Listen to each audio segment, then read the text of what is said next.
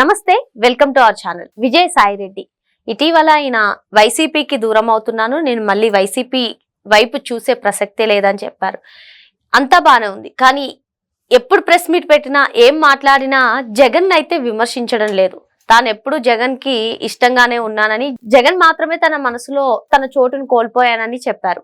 మరి ఇంతకీ అసలు ఏం జరుగుతుంది తెలుసుకునే ప్రయత్నం చేద్దాం. దీన్ని పూర్తిగా విశ్లేషించడానికి మనతో పాటుగా ఉన్నారు senior journalist doctor Vadlamani Kanakadurga madam. Madam నమస్తే. మేడం నమస్తే అండి. మేడం, అసలు ఏంటి ఈ విజయసాయి రెడ్డి జగన్ కలిసి ఆడుతున్న నాటకమా, లేదు అంటే అసలు ఏంటి? విజయసాయి రెడ్డి ఎప్పుడు మాట్లాడినా గానీ నేను ఎప్పుడు జగన్ ని అభిమానిస్తాను, మళ్ళీ కాకపోతే ఈ పార్టీలో కలవడం మాత్రం జరగదు అంటున్నారు. అసలు ఏం జరుగుతుంది? ఘర్ వాపసి ఉండదు అన్నారు. ఘర్ వాపసి అంటే తెలుసు కదా, ఏం చెప్పండి? మళ్ళీ సొంత గూటికి అది కాదు. యాక్చువల్ గా ఘర్ వాపసి అనేది సొంత గూటికి రావడమే జరగదు. కానీ ఘర్ వాపసి అనేది ఎక్కడొచ్చిందంటే, ఇప్పుడు మీరు క్రిస్టియన్ మతంలోకి వెళ్ళారనుకోండి, మళ్ళా మీరు హిందువుగా మారడాన్ని ఘర్ వాపసి అంటారు.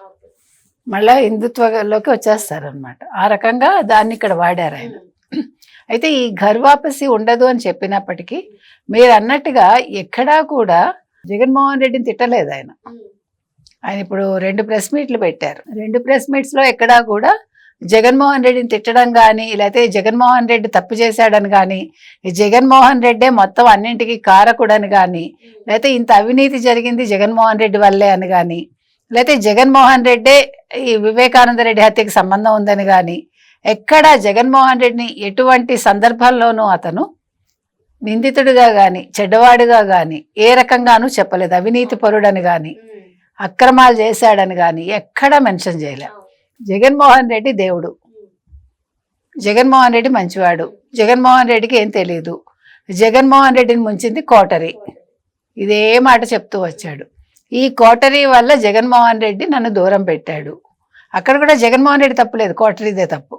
ఇప్పుడు ఆవు వ్యాసంలాగా ఎటొచ్చిన ఆయన కోటరీ మీదే నిందలు వేశాడు అంతే తప్ప ఎటువంటి సందర్భంలోనూ ఒక్కసారి కూడా ఆయన జగన్మోహన్ రెడ్డిని తిట్టడం కానీ, చెడ్డవాడు అనడం కానీ జరగలేదు.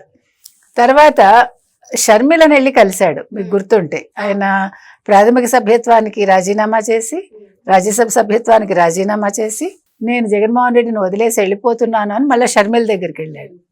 ఇక్కడ మనం ఇంకొక పాయింట్ ఆలోచించాలి. అంటే ఇప్పుడు షర్మిల దగ్గరికి ఎందుకు వెళ్ళి ఉండొచ్చు? 2 విషయాలు. ఒకటి పార్టీ పరంగా కావచ్చు, లేదు సరస్వతి పవర్ ప్రాజెక్టుకి సంబంధించిన షేర్లు ఎప్పుడైతే విజయలక్ష్మి గారు షర్మిలకి బదిలీ చేశారో, ఆ షేర్స్ అంటే కేసు కోర్టులో ఉండగా షేర్స్ బదిలీ అయితే అది జగన్మోహన్ రెడ్డి అరెస్ట్ అవుతాడు. కాబట్టి అరెస్ట్ నుంచి ఆయన్ని కాపాడడానికి ఒకవేళ షర్మిలతో రాయబారం నడిపారా, అది కూడా ఆలోచించాలి. అంటే నువ్వు ఆ షేర్స్ వెనక్కి ఇచ్చేయమ్మా అని ఏమన్నా రిక్వెస్ట్ చేశాడా? సరే, అంతా చేసిందంతా జగన్మోహన్ రెడ్డి చెప్తేనే చేశాను, లేకపోతే నాదేం తప్పు లేదు అని పైకి చెప్పినా అసలు విషయం అది కాకపోవచ్చు. ఎందుకంటే అంత తప్పులు ఒప్పుకునేవాడే అయితే విజయసాయి రెడ్డి, మరి జగన్మోహన్ రెడ్డి తప్పులు కూడా బయట పెట్టాలి. ఇప్పుడు నేను తప్పు చేశానంటే నువ్వు A2, అప్పుడు A1 గురించి చెప్పకుండా A2 తప్పు చేశానని చెప్పలేడుగా. కాబట్టి అంతర్లీనంగా ఈ విషయం ఉందా అంటే షర్మిలని బుజగించడానికి వెళ్ళాడు ఆయన, లేకపోతే షర్మిలని రిక్వెస్ట్ చేయడానికి వెళ్ళాడా? నువ్వు మీ తల్లిగారికి చెప్పి వెనక్కి ఇచ్చేసే షేర్లు, జగన్మోహన్ రెడ్డి ఇబ్బందుల్లో పడతాడు, దీనివల్ల నీకు నష్టం లేదు, జగన్మోహన్ రెడ్డి నిన్ను కాపాడుతాడు రేపొద్దున్న, ఏమైనా డీల్ కుదర్చడానికి ప్రయత్నించాడేమో. ఎందుకంటే ఇప్పుడు జగన్మోహన్ రెడ్డి ఆ షేర్ల వల్లే కదా తల్లి మీద ప్రేమ చచ్చిపోయింది, నాకు నా చెల్లి మీద ఆప్యాయత ప్రేమ చచ్చిపోయా అన్నాడు. సో ప్రేమ ఆప్యాయత చచ్చిపోయాక వెనక్కి రావు, కానీ ఈ షేర్లు మాత్రం వెనక్కి కావాలి ఆయనకి. అంటే మీకు చెప్పేది, రాజకీయాలు ఎలాగైనా నేర్పుతారు, రాజకీయాలు ఎలాగైనా చెయ్యొచ్చు. రాజకీయాలు చేయడానికి అసలు మనిషికి ఒక వయసు కానీ, ఒక సిగ్గు కానీ, ఒక వావి కానీ ఏమి ఉండవు, అంతే కదా. మీకు అక్కడ కుటుంబ సభ్యుల బయట వాళ్ళ ఇవి కాదు, ఆ రాజకీయం చేయగలనా లేదని. రాజకీయంగా నేను బాగుండాలంటే ఎవరిని తొక్కేసినా పర్వాలా, ఇంట్లో వాళ్ళని తొక్కేసినా పర్వాలేదు, అది వైసీపీకి ఉండే వాళ్ళ సూత్రం అన్నమాట. కాబట్టి ఇదొక పక్క అయితే, మరో పక్క విజయసాయి రెడ్డి ప్రాబ్లం ఏమై ఉంటుందంటే, ఆయన బయటకు వచ్చింది వేరే అంశంతో వచ్చినప్పటికీ అంటే జగన్మోహన్ రెడ్డి చెప్పే వచ్చి ఉండొచ్చు, నువ్వు ఇట్లా నటించు, నువ్వు ఈ రకంగా మాట్లాడు, ఈ రకంగా చెయ్యి, ప్రజల్లో ఒక సింపతి వస్తుంది, నన్ను మంచివాడిగా చిత్రీకరించు, నా తప్పేమీ లేదు, తప్పంతా సజ్జలది, కసిరెడ్డి రాజశేఖర్ రెడ్డిది అని చెప్పు. అది కరెక్ట్గా చెప్పాడుగా, అట్లాగే చెప్పాడుగా. ఇప్పుడు సజ్జల భార్గవ మీద తోశాడు, ఇప్పుడు వాళ్ళు సోషల్ మీడియా నిర్వహించటం వల్ల నష్టపోయిందని చెప్పాడు. సజ్జలకు తెలియకుండా ఏమీ జరగలేదు, ఎవరిని దగ్గరికి రానివ్వలేదు, ఒక ఎమ్మెల్యేని కూడా అన్నాడు. అంటే ఎక్కడికక్కడ మీరు గమనిస్తే కనుక అయితే మనం విజయసాయిరెడ్డి మాట్లాడిన మాటల్లో ఎక్కడ తను నిజం చెప్పాలనుకున్నారో అక్కడే చెప్పాడు ఆయన, ఎక్కడ నిజం చెప్పకూడదు అనుకున్నాడో దాటవేసే ధోరణిని అవలంబించాడు ఆయన, అందులో సందేహం లేదు. అంటే తను ఓపెన్ గా ఎక్కడా లేడు, పూర్తిగా కొద్ది మేర ఓపెన్ గా ఉన్నాడు, మిగతాదంతా కూడా తప్పించుకు తిరుగువాడు ధన్యుడు సుమతి అన్నట్టుగా తప్పించుకుని తిరుగుతూనే ఉన్నాడు. ఆ తర్వాత ఇంకొక పెద్ద విషయం ఏం జరిగిందంటే, ఇక్కడ ఇప్పుడు సజ్జల భార్గవ రెడ్డిని కూడా ఇరికిచ్చాడు. మద్యం అమ్మకాలకు సంబంధించి ఇప్పుడు ఏదైతే 3,000 కోట్లు మిథున్ రెడ్డి వల్ల జగన్మోహన్ రెడ్డికి వెళ్ళాయని తెలిసిందో, బయటకు వచ్చిందిగా న్యూస్. ఇప్పుడు 1,00,000 కోట్ల దాకా మద్యం అమ్మకాల్లో కుంభకోణం జరిగింది అనే విషయం బయటకు వచ్చిందో, విజయసాయి రెడ్డి ఏం చెప్పాడు, మొత్తం చేసింది కసిరెడ్డి రాజశేఖర్ రెడ్డి, అంటే ఎక్కడా జగన్మోహన్ రెడ్డికి సంబంధం లేదు, అసలు తాడేపల్లికి సంబంధం లేదు అనేది ఆయన ఎస్టాబ్లిష్ చేయడానికి ప్రయత్నించి, అంటే ఎక్కడికక్కడ స్టెప్ బై స్టెప్ చాలా ఇన్నోసెంట్గా మాట్లాడుతూ, నేను ఖచ్చితంగా నాకు సంబంధం లేదని చెప్పాను, ఆ లావాదేవీలకి నాకు సంబంధం లేదు, ఏ లావాదేవీలు, కాకినాడ పోర్టుకి సంబంధం, ఎట్లా దాటవేసే ధోరణిలో మాట్లాడాడో, అంటే నాకు ఏది సంబంధం లేదు, నేను A2 కాబట్టి ఇందులో కూడా నన్ను చేర్చారు అన్నట్టుగా అక్కడ మాట్లాడాడు.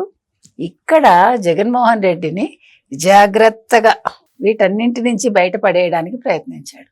అంటే ప్రజల్లో జగన్మోహన్ రెడ్డి మంచివాడు, జగన్మోహన్ రెడ్డి ఏ తప్పు చేయలేదు, జగన్మోహన్ రెడ్డికి మద్యం కుంభకోణానికి సంబంధం లేదు, జగన్మోహన్ రెడ్డికి జరిగిన అవకతవకలకి సంబంధం లేదు, జగన్మోహన్ రెడ్డిని వీళ్ళందరూ మాయ చేశారు, జగన్మోహన్ రెడ్డికి ఏమీ తెలియకుండా ఈ కోటరీ ప్రవర్తించింది కాబట్టి తప్పు జగన్ది కాదు, తప్పు మొత్తం సజ్జలది, సజ్జల కొడుకుది, ఇక్కడ మొత్తం కోటరీ వాళ్లే అన్నట్టుగా ఎస్టాబ్లిష్ చేశాడు.